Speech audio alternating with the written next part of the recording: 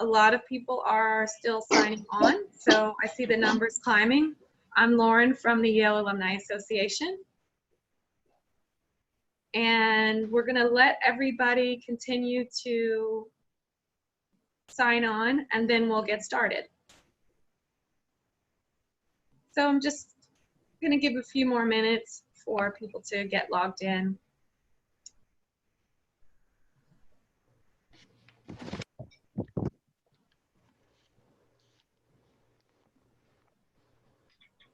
And we'll probably just start maybe at like 1 minute after 4 o'clock.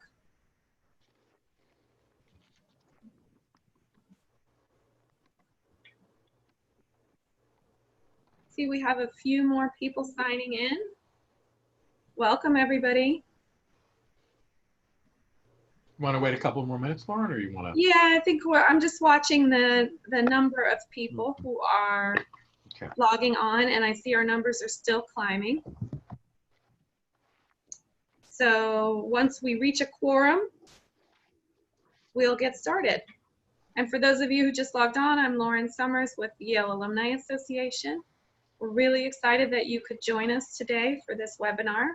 And we're just giving everybody a couple of minutes to get logged on and get their audio hooked up and everything before we start. So as soon as I see that we've reached a stable number of people, we will kick off the session.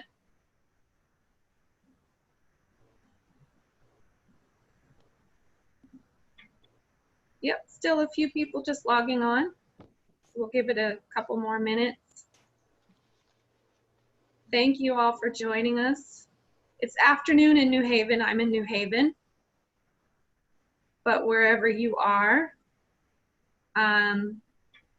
it could be morning or afternoon. If anybody's joining us from overseas, I would love to know that too. You can let us know in the chat if anybody's joining from somewhere aside from the US. And our numbers are still climbing a little bit. Let's see what we've got. We've got Alexandra, who's here from Budapest, Hungary. Welcome. And we've got Michael, who's here from Vienna. Excellent. Israel is here as well. Abigail. Very nice. That's fantastic. It's really wonderful that we can get together in this way. Now that we have Zoom and we all know how to use it, we're connected in ways that we never were before. So I'm delighted that you all could join us. Pat had asked how many have signed up. We're expecting about 100 people today. We're getting just about close to there. And we've got Alfredo from Caracas, Venezuela. Welcome, Alfredo. Kaiko from London. Wow, there's a lot more of you all internationally than I thought there would be. This is really exciting. Okay, I think I see that the numbers are pretty stable. So I'm gonna turn over and welcome your hosts for today. From Yale Alumni College, you have Gary Schlesinger and you have Barbara Gus. They're gonna introduce themselves. And of course, our main attraction is our spotlighted speaker, Francesca Zambello, tuning in from Cooperstown, New York, where the Glimmerglass Festival is located. I'm going to step into the background and turn this over to Gary to get us started. Hello, everybody. Welcome. My name is Gary Schlesinger, and on behalf of Yale Alumni College, I am so thrilled to welcome you to our webinar, It's All in the Details, featuring Francesca Zambello, Artistic and General Director of the Glimmerglass Festival. Yale Alumni College hosted a marvelous 3-day trip to Glimmerglass last summer, and we were all set to return until the pandemic got in our way and in everybody's way. So we are so grateful and fortunate to have Francesca with us today. But before we begin, I just want to say a few words about Yale Alumni College. We are run by alumni for alumni, and for the past 10 years, we've been offering small in-person seminars in cities around the country, including Atlanta, Chicago, New Haven, New York, Princeton, and Washington. We give alumni the opportunity to return to the classroom to take the courses you'd always wished you'd taken back in the day. This fall, I'm looking forward to tackling Dante's Inferno with a world-class scholar who taught at Yale for decades. And Yale Alumni College also builds communities. We host cultural outings, which provide social engagement along with the intellectual enrichment. Of course, our fall offerings are online due to COVID, but we do hope you check us out and look forward to seeing you in the classroom or more immediately in the Zoom room. So now I want to turn it over to Barbara Gus, who is not only a fellow Yale Alumni College board member, but also on the board of the Metropolitan Opera, and thus the perfect person to moderate this seminar and introduce Francesca. Barbara? Thank you, Gary. It is an honor to be able to introduce Francesca Zambala to all of you. I did go last year to Glimmerglass, and besides a beautiful lake to swim in and baseball hall of fame and all the other stuff that that town has to offer, of course, what it mostly offers is a wonderful, wonderful opera house. And everything from last year was from the traditional to, we were fortunate enough to see a debut of an amazing opera blue, which is of course quite timely today. It was a story of a Black police officer whose son was killed in, I believe it was a demonstration. It was a powerful, beautiful piece that still haunts me. But what was also very special about seeing that performance, and some of the others as well, is that either before the opera or after, we would have either Francesca or other opera experts talk to us about it. And not just talk to us about it, but we also talked with each other, our colleagues. It was like being back at Yale again and young again. So it's a wonderful place, and I hope that next summer we'll be able to have it again. Let me just tell you a little bit about Francesca. She is the artistic director of the Glimmerglass Festival, and that in itself would be enough. But she's also the artistic director of the Washington National Opera, which is at Kennedy Center. And I think she puts on like 12 productions every year, which is just amazing. Francesca has worked in major opera houses throughout the country and the world, including not only the Met, but Paris Opera, the Vienna, everywhere, you name it, La Scala. She has received so many awards. I'm only going to name one because I just came from my French class, which used to be at the Yale Club, is now online, so I'm going to do my French. And she received the Chevalier des Arts et des Lettres by the French government for her contribution to culture. And she got one from Russia and many, many more.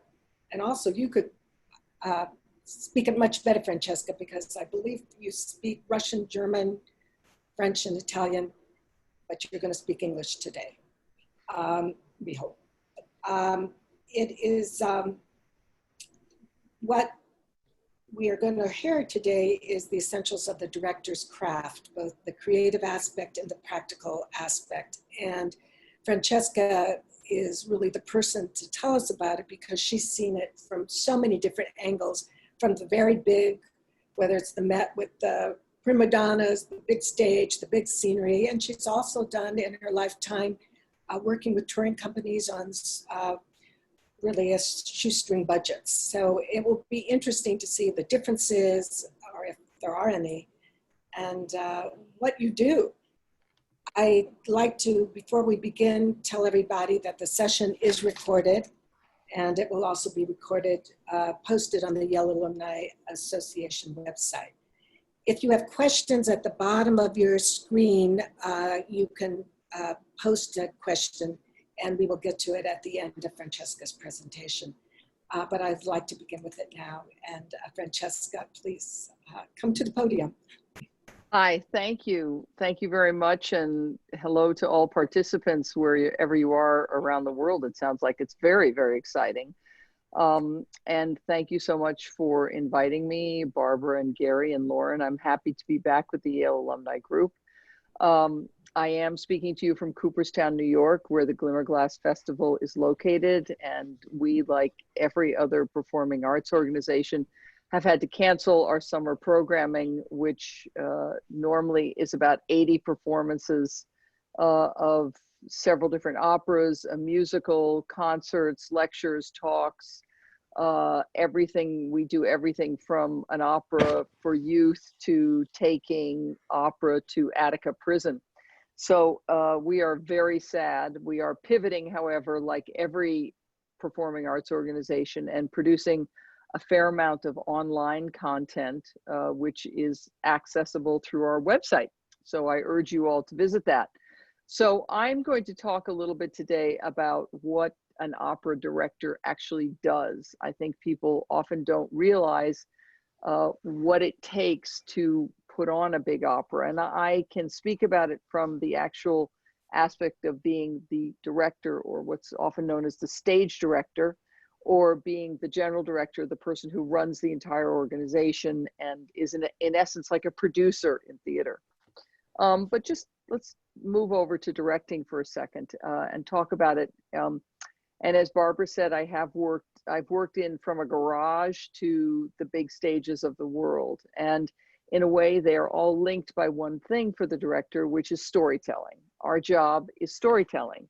And it has to be about how we take material and how we interpret it through the lens that we choose. So when a director is hired or commissioned or whatever by a big opera company, let's say the Covent Garden in London. I noticed somebody was here from London. I've worked a lot at Covent Garden and the English National Opera.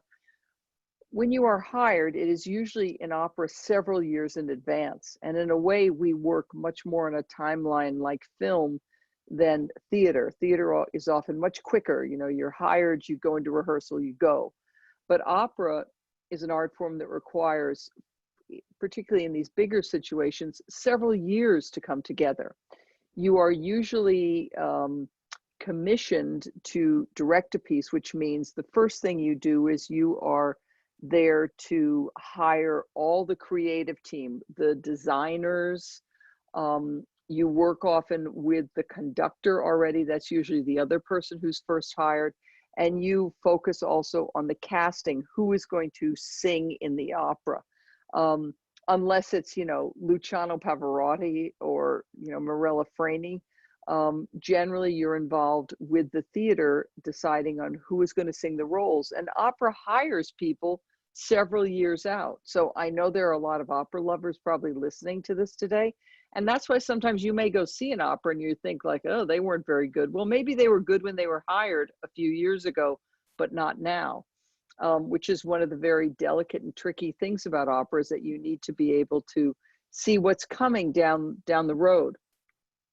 So the first act for a director is really evolving a visual world for a production, a landscape. And that happens with the set designer and the costume designer and the lighting designer and choreographer if dance is a part of the production. And you basically spend a lot of time, which I'm sure everybody in this Yale alumni group would love, which is you spend time researching. You spend time looking at art and reading history and seeing what is the world like when, for example, when Beethoven wrote Fidelio, what was going on then? What was happening in the world around Beethoven? What was the librettist thinking? You go over the text, you learn the music, you study the music. Most directors like myself are also musicians. And with the designers, you're basically creating a kind of study palette that goes with a particular opera. And that gives you, in a way, a building block from which you can begin to think, what do I need to be able to tell the story of this opera, to create the visual landscape for this opera?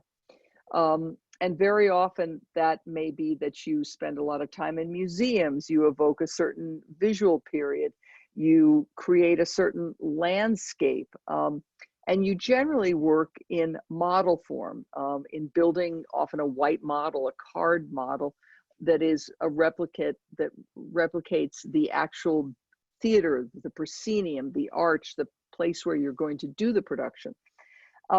And in creating a model, you have a better understanding of the physical locations, as well as beginning to put some art around it. You know, there's also a lot of, let's say, very pragmatic things that go into this, like, do you need a door? Is it an abstract production? You're not having any doors. Are you, you know, what is the visual world that you are creating? And the set tends to be the first thing that actually gets figured out and designed. And mind you, you're normally 2 years away from actually doing the production. You also then work with a costume designer, because the costume designer with you helps you understand who are the characters, you know, because the characters tell the story, and you have to know the characters, and you have to know, well, what would this character wear? How do they work into this picture? What should they look like? And so you begin to get a sense of, you know, again, going back to period costumes, but also, you know, how does something that, you know, was, you know, Jean-Paul Gaultier is designing something that's completely inspired by something that Marie Antoinette wore. And so it's using those lineages to the past, to the present, that help you create clothing or a costume for a character, but you again want it to represent the character.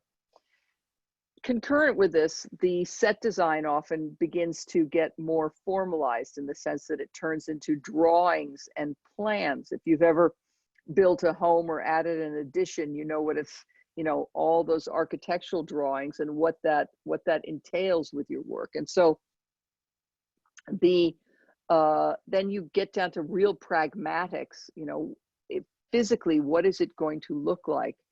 And then, of course, you get to the even trickier part, which is where you start to figure out what is it going to cost.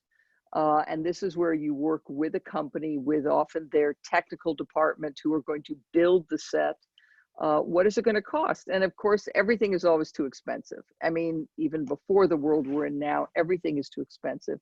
And then you go back, and it's like anything, you shape it, you refine it, you rethink your ideas. And in a wonderful way, that's what's great about opera, is that you keep sort of revisiting an idea that you may have had visually. The same thing with the costumes. And of course, what opera has that most theater doesn't have is that you have often huge numbers. Let's say you're doing an opera by Verdi. Verdi always has big chorus moments. So in an opera, I don't know, you know, in an opera like Trovatore, okay, which is, you know, a nightmare to direct.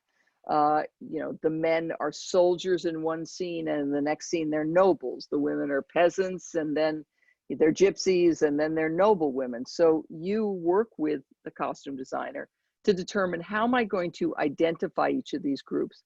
And it's, again, like the set design, it's an enormous amount of logistics and planning. You might have, if you're in a big opera house, you might have 80 choristers.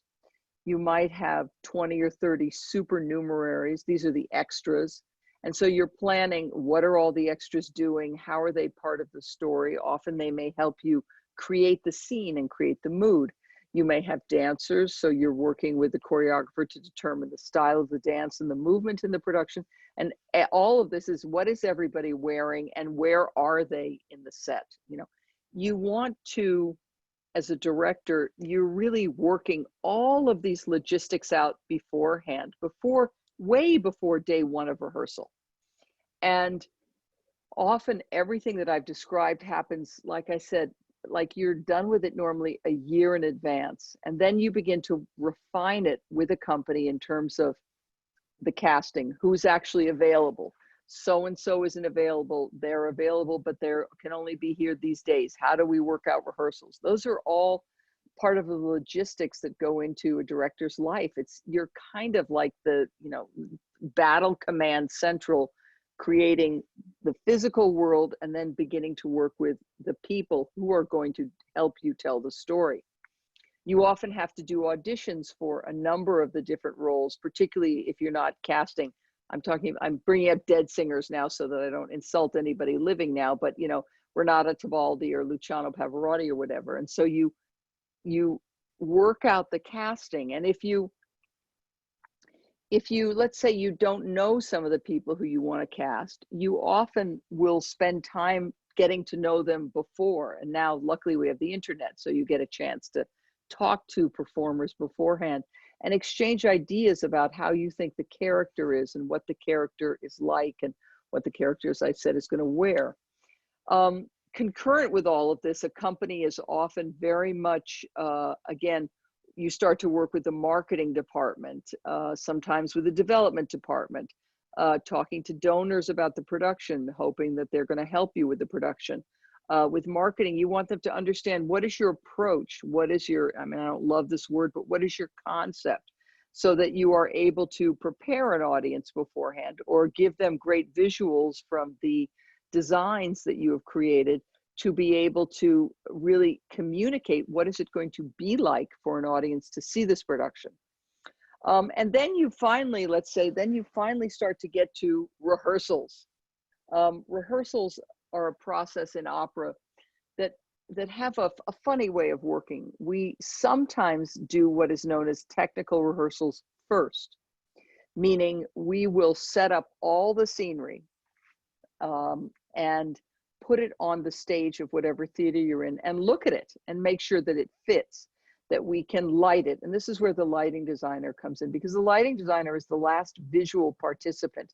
They are really the person who is painting with light to not just illuminate the scenery and costumes, but illuminate the story, the focus of it. Because as a director of a big stage, you know, you're telling the audience where to look, whereas a camera, a film, that the camera's telling you what to look at.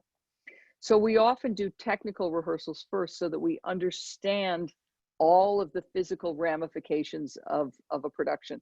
Oh my God, 70 people can't fit through that door. We have to do something different there. I mean, if you've made a mistake like that, you've really screwed up. But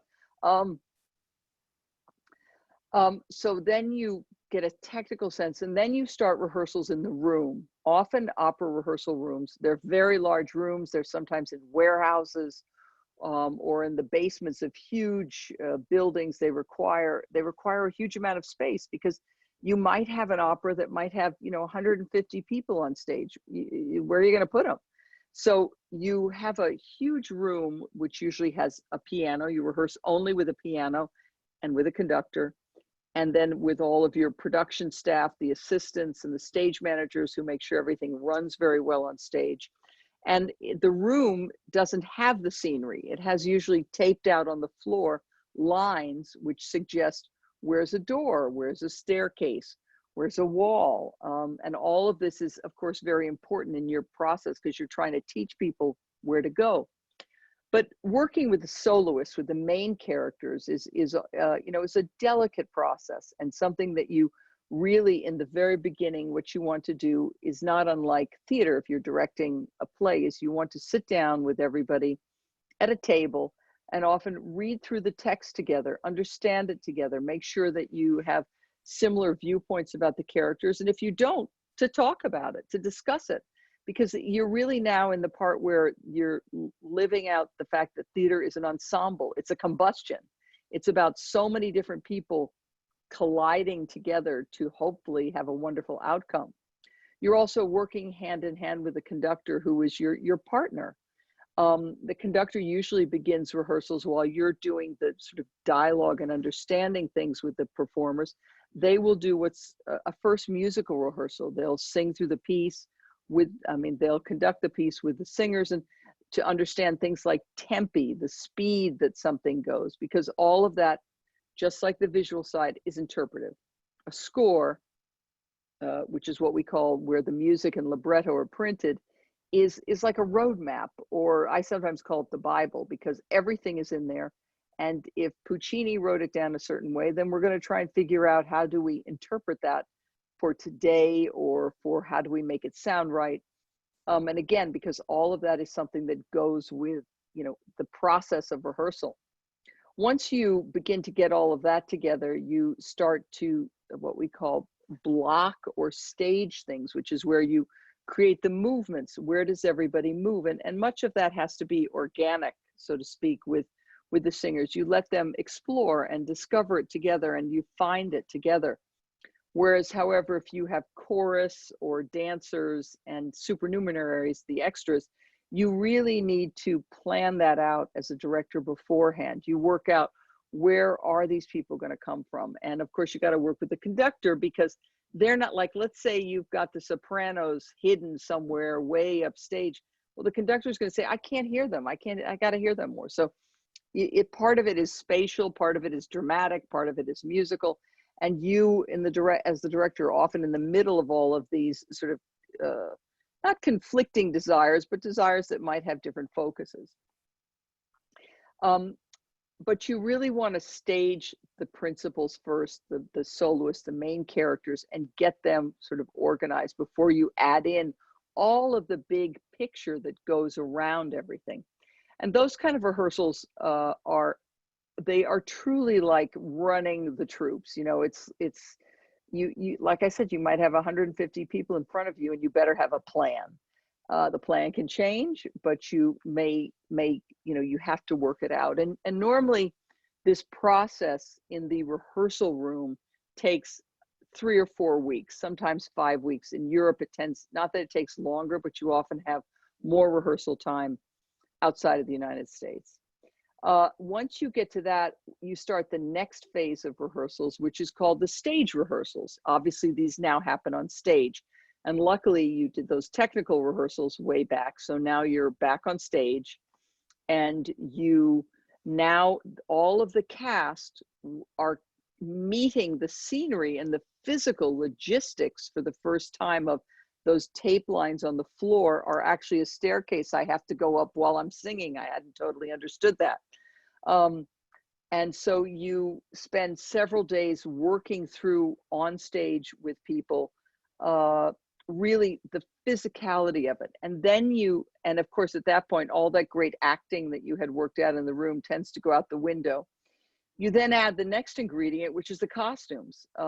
Often people use what we call rehearsal costumes in the rehearsal room, big skirts and things like that, or jackets or hats, whatever. But now you're in real clothing. And if you're doing a period piece, you know, it's long skirts and corsets and shoes, and everyone is getting used to it. How does their character meld with that costume? And that is yet again another couple of days, and you still have not added the orchestra yet, which is really, you know, the great big whoosh at the end, to be quite frank. The orchestra has been rehearsing separately with the conductor in another place, learning all their music with the conductor, learning the tempi, the speeds, the interpretation. And they often have usually done what's called also a Sitzprobe. This means a sitting rehearsal with the singers, where the singers can adjust to the orchestra. Well, then you add the orchestra to the stage. They come to the orchestra pit, in a conventional opera house. And you've got the costumes, you've got the lighting, you've got the scenery, you've got all your elements there together that you spent all that time preparing before, coming together now. And this is an incredibly magical moment when you suddenly hear the orchestra, which lifts up the whole proceedings dramatically, I can assure you, when you suddenly hear it. And everyone is trying to work together. And that's often where, you hear all these, pretty wild stories about what happens when an opera is coming together. This person can't do this, they can't do that. They're complaining about their costume. Why isn't there any light here? Why am I in the dark? I can't see the conductor. I can't hear the conductor. I can't hear the orchestra. It's a myriad of issues that happen. But this is really truly a moment where you often feel a production can either lift off like a rocket, or suddenly it's sitting there like, oh my God, it's like not going well. And you, the director, with your colleagues, the designers, the conductor, the choreographer, you really have to problem solve. And you often have to problem solve very quickly, and in a way sometimes that may be financially, you're under a huge amount of pressure. And then, of course, unlike the theater, you get to opening night and you open. In the theater, you have previews, you have a chance to finesse things, to refine, change things. But in an opera, it's like you go through the rehearsal process, you open, and then it's lift off, which, I've been through everything at this point in my life. So that's a little bit about how a standard opera comes together. I see some questions. I'm just going to check them out on the way here, and answer them quickly. Sure. This is from Christopher Hazlitt. In some regional theaters with smaller budgets, directors often inherit a pre-existing physical production that was designed without their involvement. Have you had to do that yourself, and what advice do you have for the directors working in these conditions? I chose not, when I was a young director, to take those opportunities, which some were offered to me. I chose instead to go to some of those smaller theaters and say, I would rather have 3 chairs and a garbage can and create my own story and visual world with those people. In terms of advice to that, I think that it's important as a director, you know, your clay is what you see and the people in front of you. And my advice is really work as hard as you can with the performers, because they're the people who, you know, they're the people who make it happen. Pat Roberts asks, how many unions are involved at the Met? I can't answer that question, but I can assure you it's a lot. I mean, at the Kennedy Center, I can tell you where, you know, we have the musicians union, the stagehands union, the dressers union, the singers union, the ushers union. You know, there's a lot. I think it's something like 18 or 20 different unions, wig and makeup union. You know, so there's quite a lot of union involvement. It is a big part of working in a big theater. Often in much smaller theaters, you do not have unions, so you have often a different kinds of working conditions. Not to say that you're doing something that you shouldn't do, but just in the sense that you might cross over things more that you might not have happen in a theater with a number of unions. Please tell us a little bit about understudies. Understudies are an integral part of opera, and that's a big part of, you know, you hear in many of these opera companies about the young artists who are part of a company. Most opera companies now have a young artist program, as they call it. We certainly have one at the Washington National Opera and at Glimmerglass. And these are all the young singers who understudy. That means that if somebody is singing the role of Figaro in The Marriage of Figaro, there is also a young singer who has learned all the music and all the staging and the blocking and has been at all the rehearsals. And should something happen to the singer who's performing the main role, they will go on and they will get a chance to do it. And I have seen A Star Is Born many times, and it is absolutely thrilling. I have also seen disaster happen. And you know, that's part of it, but that's how people learn. Do companies ever, as Pat Roberts, co-sponsor an opera? Would Royal Opera and the Met ever work together to fund a new opera? That happens all the time. It's called co-productions. Most opera companies partake in that now. It's a way of cost reduction, so that the physical production, the scenery and the costumes that I was talking about, are shared between several different companies, the cost of them, but they may have different singers in different ones. Please, Alexandra Ivanov, I'd love to hear a couple of personal stories, your worst experience and what production, as well as your most wonderful experience. Well, worst experiences, I mean, you know, I've had some epic disasters. My biggest disaster, I think, happened at the Wexford Festival. I'll tell this story very quickly. Wexford Festival is in Ireland, and it's noted for doing very obscure, strange repertory. And I was doing an opera called Der Templar und die Juden. This is the Templar Knight and the Jewess. And it's by Marschner, who did, you know, I'm sure there's a musicologist listening, so I don't want to say anything, but it was not the greatest score in the world. It's a mid-19th century opera. And the man, there was a character in it who was Friar Tuck. And it was a bass. And I will never forget being in a rehearsal. The Templar Knight was played by Greer Grimsley, who's a very famous Wotan now. I'm sure many of you know him if you're opera goers. And Greer was on stage. I'm talking, this is like a long time ago. We were very young. And the man who was Friar Tuck had, you know, a knife, a theatrical knife that he was supposed to come out and give to Greer's character, the knight. And the guy came out with a huge real knife, and the guy had gone insane. Something terrible had happened in his personal life. I don't think I should say it because I'd probably get sued. I don't know what this guy is doing now. Anyway, he came out with a real knife and he started like slashing at Greer. Greer stopped the rehearsal. The orchestra was playing. And he was screaming. He said, "Cheska, the Friar Tuck is going crazy. Help." Anyway, this man ran out of the theater into the streets of Wexford, which is a small Irish village. And was running down the street with this knife. He ran to his hotel. He threw his passport into the river there and tried to burn down the hotel. I ran back to the hotel, and the poor woman behind the desk of the hotel was like frantic because she said, "I can't understand what he's saying." He was German. "Help us, help us. What are we going to do? What are we going to do?" Anyway, it was something terrible had happened. Anyway, he was helped and taken and given proper medication. But by this point, the entire festival had erupted, and everything was a disaster.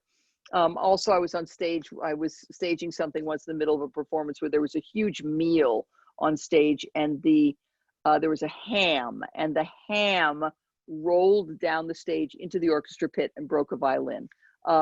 So, I've had everything. My most wonderful experiences, some of them have been in very small, tiny situations and in very big situations.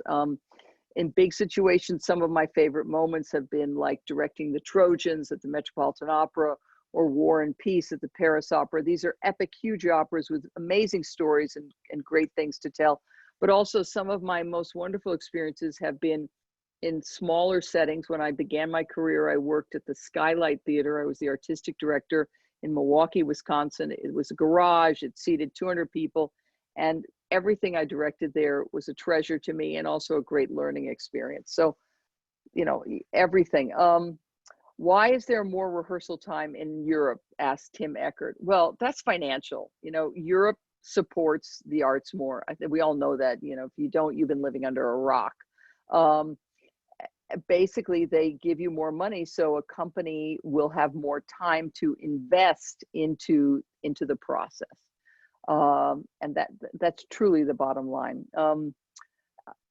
Pat Roberts, tell us a little bit more about Glimmerglass. How long is the season, and how many different operas are there in a summer season?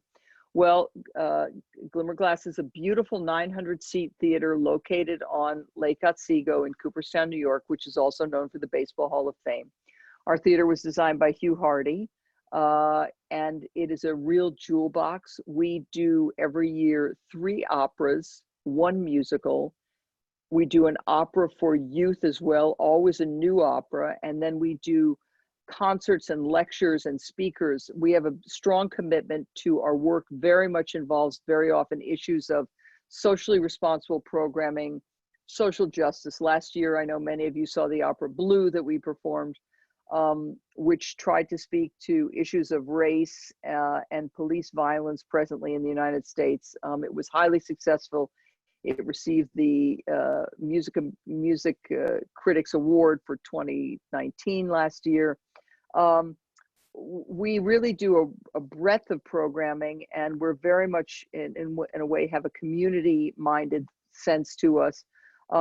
This year, our programming would have been The Sound of Music, starring Isabel Leonard, Rinaldo by Handel, an opera that takes place during the Crusades, Wagner's first opera, Die Feen, The Fairies, Don Giovanni, Mozart, a world premiere by Kamala Zankaram called Jungle Book, which was our youth opera, a new rethinking of Così fan tutte called Così, and then the speakers were, I can't even think of it now.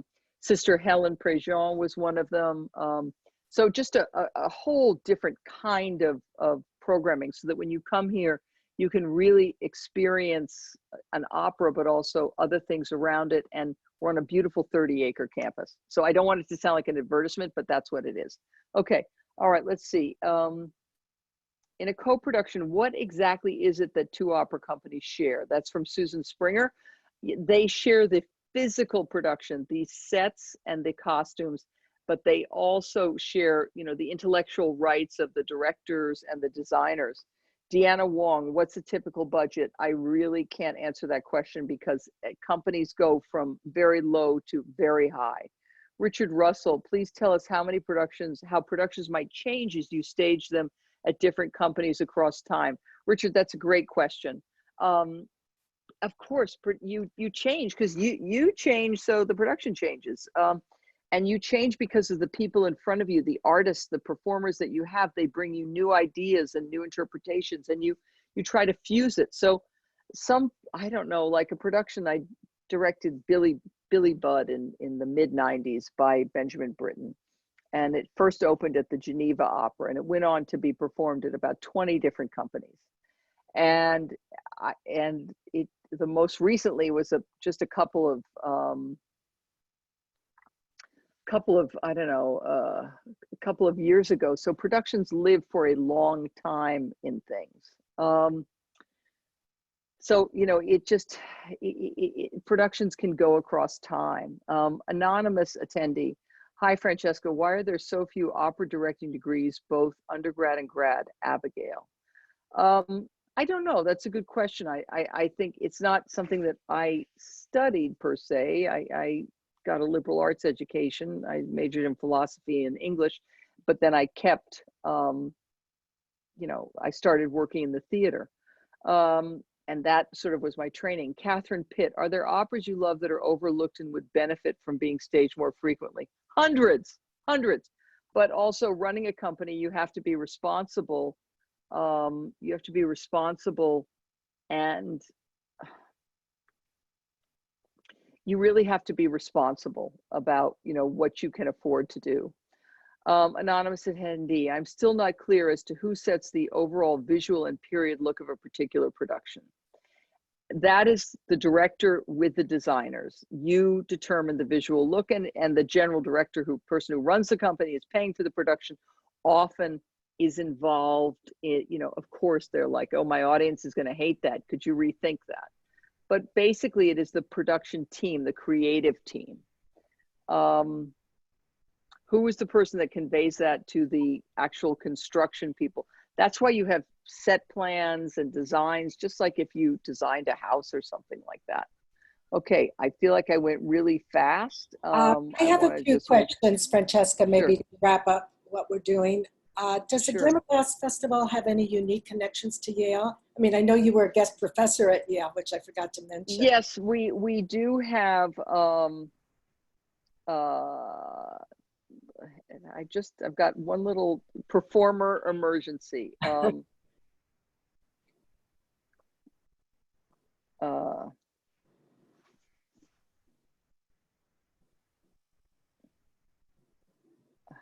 I'm going to tell you.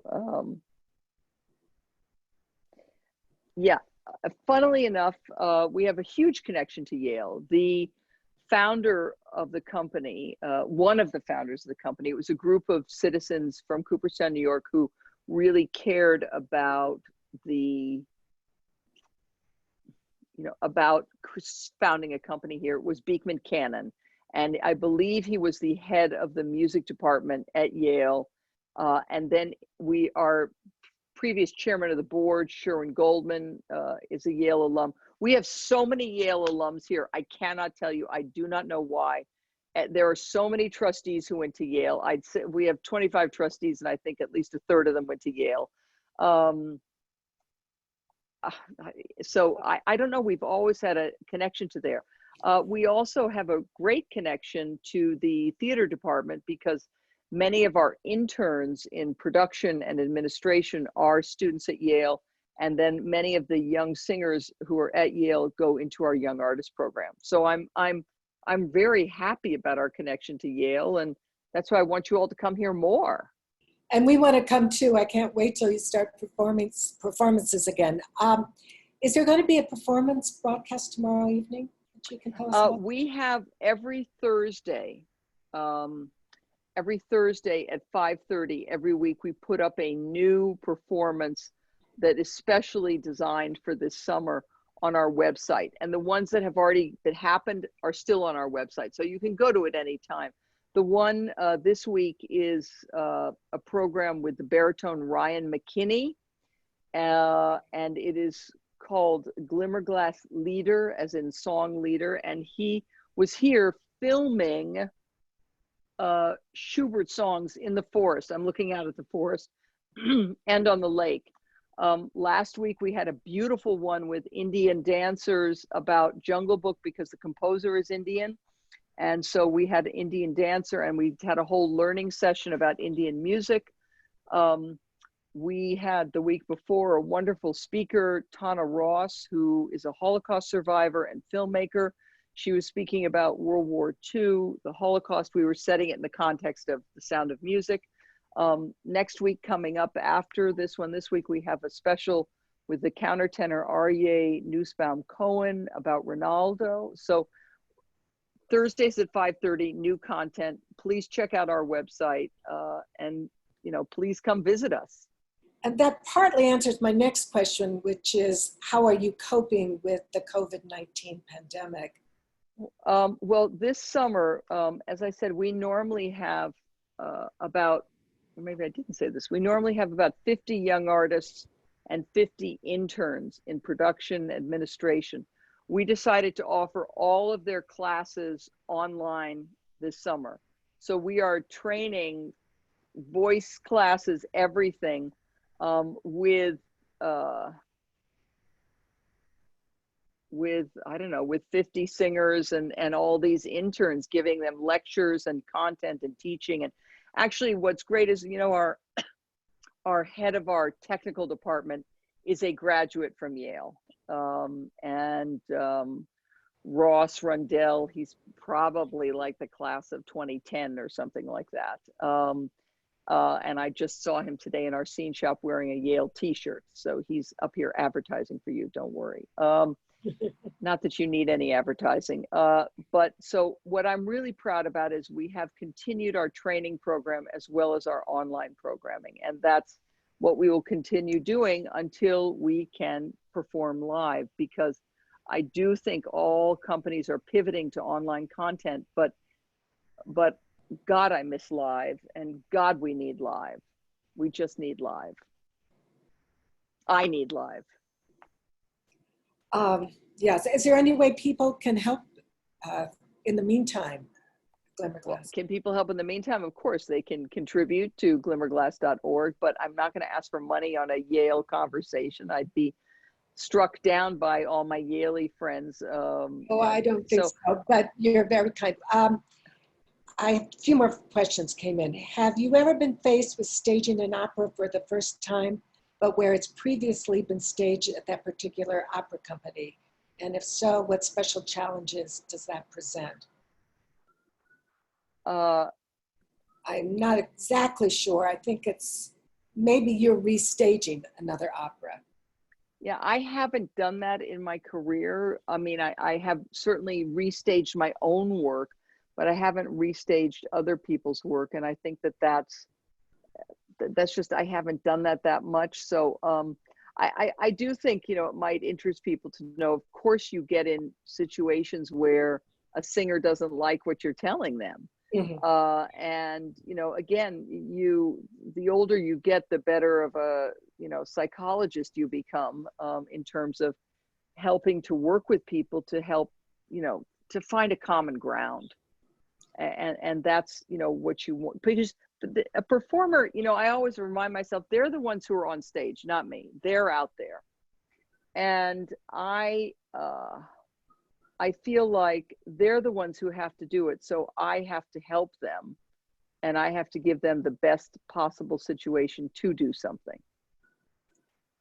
There's another question from Cheryl Mintz to all panelists, but I think it's directed to everybody because the panelists are in their own homes with nobody around them, as most people would be. Wear a mask so we can get back to work. That's great. Okay, now I see there's a whole bunch of other questions here. I will answer those before we. As general director, how much time do you spend fundraising?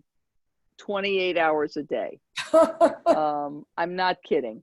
Have you ever been faced with staging or not? We talked about that. Do you train apprentice assistant directors to represent your direction plan at production you have already designed? Yes. You normally have an assistant who works with you because let's say the production is being done somewhere else and you're not available, they will go direct it. And that is often a way that people get a break because they'll go stage your opera at another company and they do a good job and then they get hired. They get hired to, to direct that somewhere, which is great. It's a great way to create opportunities. And also right now in our training program, we have 4 young directors who are part of our program. Actually, the Ronaldo that we would have done this summer is directed by a Yale graduate, Louisa Proska. She was a student at Yale when I taught there and has gone on and founded a company in New York City called Heartbeat Opera. So yeah, we have like a big connection to you guys. Yeah, all the time. I know you have to leave soon. This question is from, I don't know who it's from, but how are you integrating social justice into your directing, both as a stage director and a company director? Do you consider singers' race in your casting? Okay, well, let's go backwards in that. First of all, yes. I mean, I think I am proud that Glimmerglass in Washington, we have demonstrated through the years that I believe in casting on stage should look like America. So we have diverse casting. Obviously, many of you saw Blue last year. I mean, that had a cast of 9 people of color, but that's not what I'm saying. I'm saying, you know, when you do La Traviata, you want to hire the best person or the right person for that situation. And, you know, last year the cast was, you know, an Asian singer, a Black singer, and a Hispanic singer. I mean, I'm someone who believes it's what I believe in, is make the stage look like what you want the audience to look like. They don't look like that yet, but we're going to keep doing that. And the same for backstage. It's our job to be mentoring all kinds of people. So when people say, oh, well, why isn't there a person of color in the development office? I'm like, well, we didn't mentor enough. So why would there be? You know, we have to work in every single level, in every single way to do that. In terms of demonstrating social justice, I think, you know, that's a complex and long answer, but I do think part of it comes from the works that I commission, not just in Washington and in Glimmerglass. Many of them often have social contemporary themes. But I also think, you know, when you do Don Giovanni, you know, I mean, like, he's a serial killer and a rapist, then you want to have dialogues that go with that. I think we still should do those operas, but we should surround them with conversations and dialogues so that, you know, it's like, we don't want to cut out Shakespeare. You know, saying that we don't want to stop doing, you know, the great works. These are masterpieces. We want to understand them in the context of today. So I think that we do a lot of work with that. And I have been very blessed in Glimmerglass. Until this year, I've had Ruth Bader Ginsburg here every year as a speaker talking about music and justice. But also, you know, I have a commitment, as I mentioned, to Attica Prison. We've brought opera to Attica Prison for 7 years. We have brought singers there to perform. I just think all of these things are part of what I believe we should be doing in terms of making opera for everyone. And I also think that we can use opera as a way for having dialogue for people who may not agree with us or think the same way that we do. And that's, I think, one of the great things about opera is it's an international art form. You know, you can perform it in so many different languages.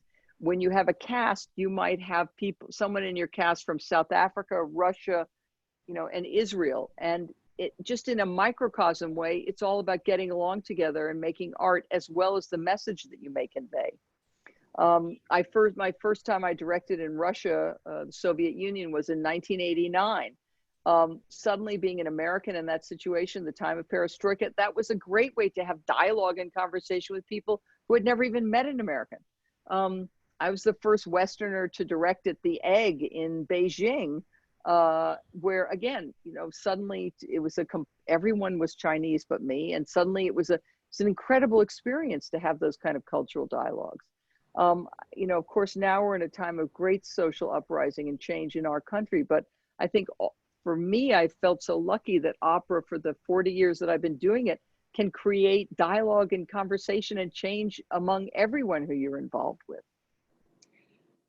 This is going to be the last question, and it is from Marcy Sternheim. We hear so much about the challenges facing classical music and opera and the losses of audience interest. What is your take on this, and what is the future of this art form? Well, you know, my crystal ball, let me get my crystal ball out. I think that all of us who are running arts organizations are trying to figure that out. The basic issues have always, I think, are and will continue to be, is about perception, programming, and pricing. So programming, I think we're attracting many different kinds of audiences in both companies where I have leadership positions. In terms of perception, you have to break down. I'm a populist. You know, Make it as accessible as possible. Raise money to have cheaper ticket prices. Pricing is a huge impediment to people coming. And so I'm a strong advocate for, raise a certain part of your budget to help with pricing. Make sure that kids, that you can have, different ages and if it means that you have to bring people there, do what it takes or bring it to them. And then of course now virtual content is revolutionizing how we do opera.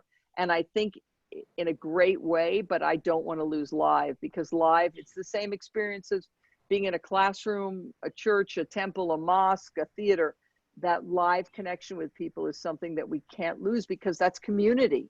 And community, when we're close to each other, is what enables us, I think, to become better humans and better thinkers and all those things. I mean, I'm not saying anything revolutionary. I'm saying something I'm sure every participant in here thinks as well. Thank you for having me. It's a pleasure to see so many of you. Thank you for your great questions. I would expect nothing less than from a bunch of Yaleys. I'm happy that I got to teach there. My wife is a graduate from Yale and also went to Yale Divinity School. So I feel a connection there in other ways as well. Thank you for having me. Well, we thank you, Francesca. The insider view has been so enlightening, and thank you. And we'll be at Glimmerglass next summer for sure. We'll be waiting for you. Take care. Okay. And I just wish to tell everybody that Gary mentioned the Yale Alumni College courses. You can sign up for them now. They're online, and there still may be some openings.